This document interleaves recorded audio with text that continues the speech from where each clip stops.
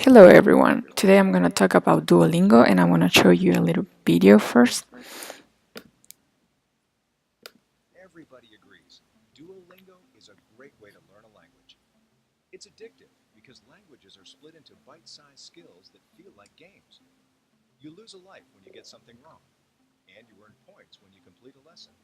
Duolingo teaches you to read, write, listen, and speak, and it's extremely effective. In fact, an independent study found that 34 hours on Duolingo are equal to a whole university semester. A semester of knowledge that you can fit into your breaks, commutes, and moments spent waiting in line. Language. Okay, so going back to my slides. So I think this app started with targeting teenagers and college students, but eventually became to a more general audience. So right now it's over 200 million people around the world who uses this app. And they actually recently added some Duolingo for schools where there are lessons. They're very personalized for each student, and teachers can even track all their students through their new dashboard they have right here. So if you're just starting to use this app, you can always take a placement test in order to jump ahead and get to a different level depending on where you are. So right here, I started one where my main language was English and I was trying to learn some Spanish. As you can see here, you can go through the test, and then if you get a correct answer, like here, you get a green one, and then if you get a wrong answer, like here, they say you were wrong, and then they mark the wrong word. In this case, once you finalize, you can get where the final level that you are at. So going back to the app, I want to show you a little bit. Okay, so if you're here, there are like different skills that you can get. In this case, I'm learning some Spanish. So for instance, if I go here and I start a new lesson, you see here, select the word for the mirror. So I'll just go and then check, and that was correct. And then I can continue. So now they say, what's the word for sponge? And so I'm just gonna do this incorrect so you guys can see how it works. And that was incorrect. And like that, you can get different. In this case, they were saying some sentence, and then you can write that in English, and so on. They also have some flash cards that you can use. For instance, in this case, you learn how that words are done. So in this case, el huevo again, then so you select which one was the word. The rice.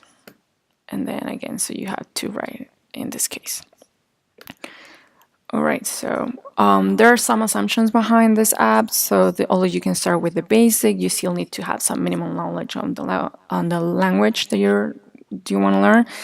And there is no introduction, so they assume you will know some typical mobile app, and also there's very trial and error in this case. I found some threads and some pitfalls that I'm just gonna mention a couple, then you guys can read the rest. But Duolingo penalizes you for making the tiniest little mistake, so that I feel that might not be very encouraging for people who are just learning a new language. There are little control over vocabulary topics, so if you need to learn some specific ones, you won't be allowed to unless they tell you. It also helps to practice pronunciation, but not really to speak. And you can also get bored because it's very mechanical and there's no collaboration. There are some theories behind this. I'm just gonna mark some very important ones. So I think they use the simple to complex sequencing.